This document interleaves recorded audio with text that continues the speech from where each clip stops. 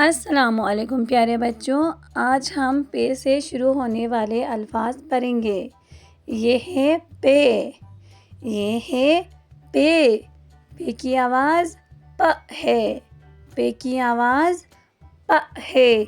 Peppa पर, Peppa पर। पे से आता पर, पे प पर।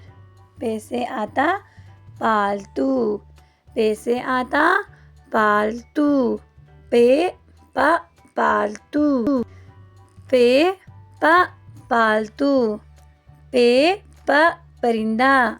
पे की आवाज़ प है, पा से आता परिंदा, पा से आता परिंदा।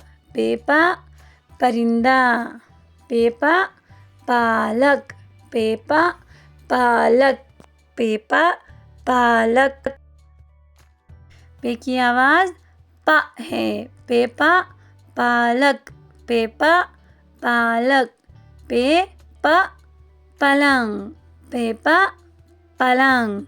पे की आवाज़ प से आता पलंग, पे से पलंग, पे प पलंग, पे पलंग।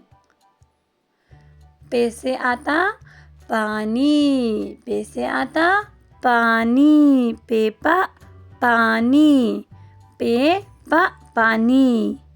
बच्चों, कल हम पढ़ेंगे पे के बाद क्या आता है।